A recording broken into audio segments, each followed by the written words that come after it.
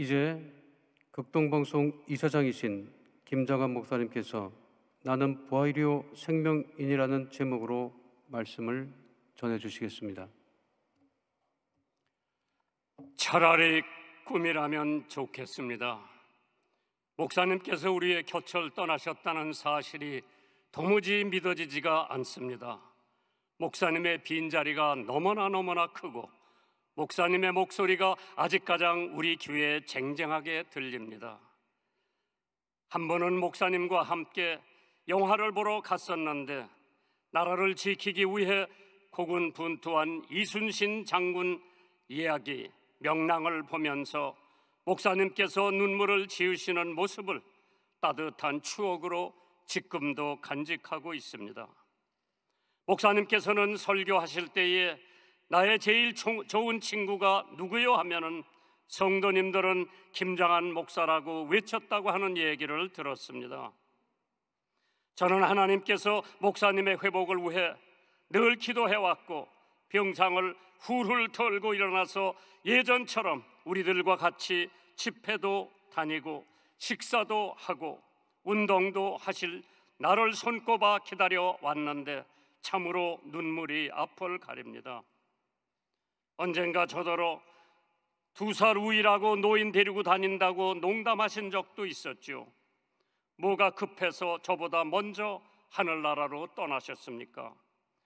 사랑의 반려자, 평생 믿음의 동반자였던 김성애 사모님을 지난 2월에 먼저 보내시고 너무 그리운 나머지 그렇게 훌쩍 뒤따라 가신 건가요? 그렇지 않으면 그렇게 사랑하시고 경외하시던 주님을 뵙고 싶어서 추석에 성편 하나 못 드시고 떠나야 했나요? 목사님을 알게 된 지 50년이 넘었습니다. 당시 목사님께서 서대문 순복음교회 담임하고 계실 때에 청년 부흥의 인도를 하게 된 것이 목사님과의 인연이 되었지요. 그때부터 지금까지 형제처럼 친구처럼 영적인 교제를 나누며 서로 기도해주고 마음을 나누며 응원하며 한국 교회 부흥과 세계 선교를 위해 뛰어왔습니다. 특별히 극동방송과 함께 북방 선교 사역에 앞장서 주셨고 극동방송을 위해 늘 기도해 주시면서 아낌없이 후원과 응원으로 복음의 씨앗을 함께 심어 주셨습니다. 극동방송의 참으로 든든한 동역자였습니다. 제가 동남아나 유럽이나 남미나 특히 미국을 다닐 때에 Do you know 데이빗 조영기란 질문을 많이 받았습니다. 그래서 조 목사님을 잘 안다고 하면 저에게 대우가 달라지는 적도 여러 번 기억을 하고 있습니다. 그렇게 외국에서 만난 해외 지도자들이 조다윗 목사님을 꼭 한번 만나고 싶고 여의도 순복음교회를 방문하고 싶다는 소원을 여러 번 들은 적이 있습니다. 참으로 1세기에 한 번 나올까 말까 한 세계적인 목회자요 부흥사인 조 목사님이 계셨다는 것은 한국 교회의 큰 축복이요 자랑이 아닐 수가 없습니다. 그런데 이제 그 조 목사님을 더 이상 이 땅에서 뵐 수가 없네요. 허전함과 슬픔이 이루 말할 수 없습니다. 사람의 무슨 말이나 인간들의 어떠한 글귀로 우려한 길이 없지만은 하나님의 위로와 천국의 소망이 유가족과 성도 여러분들 머리 위에 충만하시기를 주님의 이름으로 축원합니다. 예수님께서 말씀하시기를 나는 부활이요 생명이니 나를 믿는 자는 죽어도 살겠고 무릇 살아서 나를 믿는 자는 영원히 죽지 아니하리라는 말씀을 주셨습니다. 인간이란 한 번 죽는 것은 정한이지요 하나님의 섭리요 경륜이라고 하지만 이렇게 빨리 가실 줄은 꿈에도 몰랐습니다. 그래서 성경은 말씀하시기를 모든 육체는 풀이요 모든 아름다움은 들의 꽃듯 같으니 풀은 마르고 꽃은 시들음은 여호와의 기운이 그 위에 붐이라 말씀하셨습니다. 사는 우리 모두가 잘 알고 있습니다.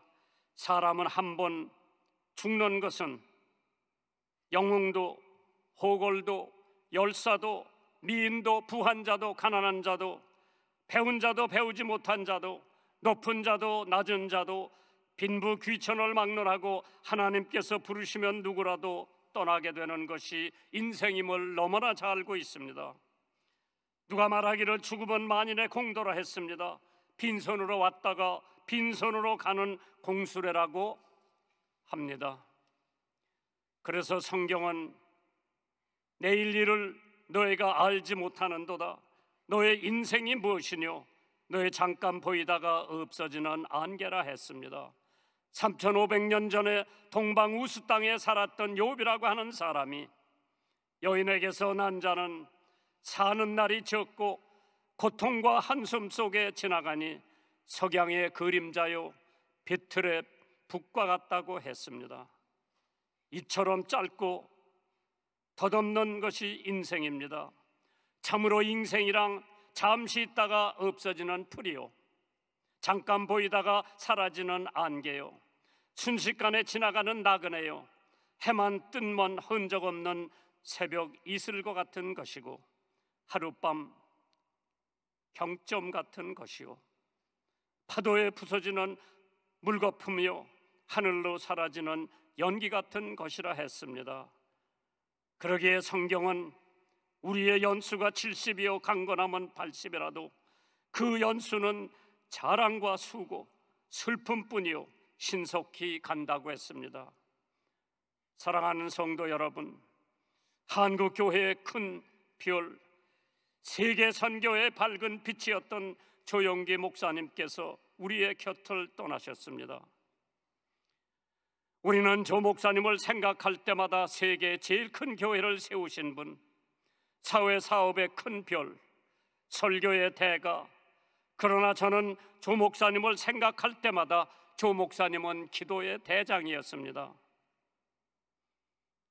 오키나와에서 집회를 같이 하다가 제가 목사님한테 여쭤봤습니다. 어째 목사님네 교회는 수십만 명이 주일만 되면은 앞자리를 다투어 뛰어가는데 저는 제적이면 2만 명도 안 되는 교회 뒷자리부터 앉는데 목사님 비결이 뭐냐고 여쭤보니까 김 목사 하루에 기도 몇 시간씩 하느냐고 물어보시더라고요.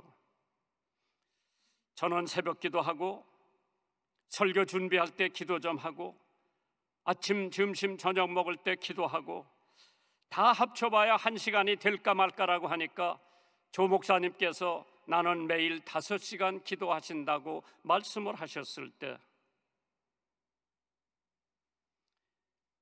얼마나 바쁘신 분이 하루에 5시간씩 하나님 앞에 무릎을 꿇고 기도하니 하나님께서 쓰시는 사람은 과연 다르구나 절실히 느꼈습니다.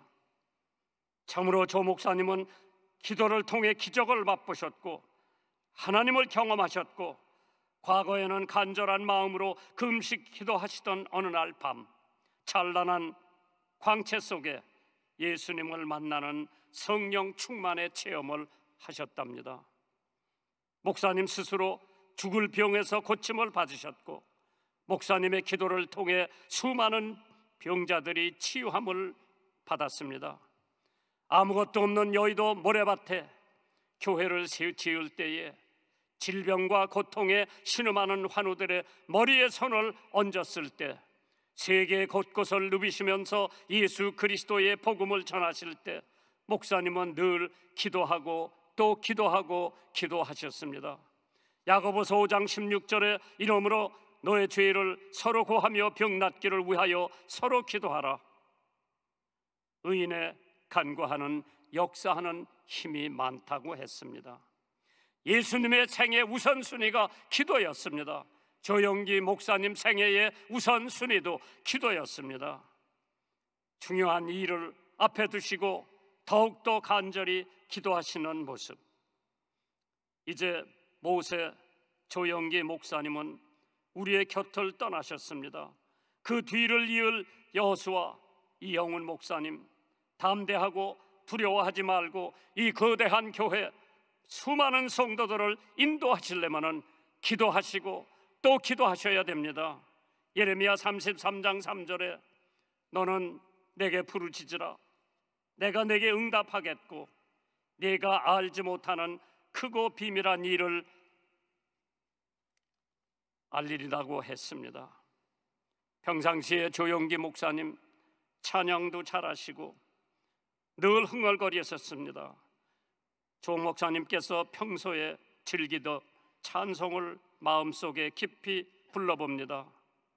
얼마나 아프셨나 못 박힌 그 손과 발, 죄 없이 십자가에 달리신 주 예수님, 하늘도 산들도 초목들도 다 울고 해조차 빛을 잃고 캄캄하게 되었네. 오 놀라운 사랑 크시고 끝없도다.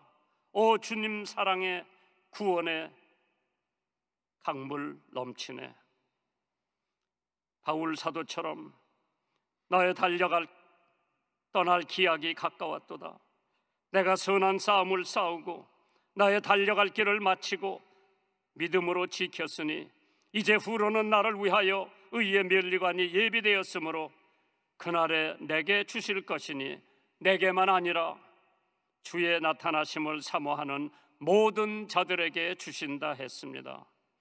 이제 이 땅에서 더 이상 목사님을 뵐 수 없는 아쉬움이 있지만은 하나님께서 우리들에게 주신 삶을 마치는 날 천국에서 다시 만나 뵙겠습니다.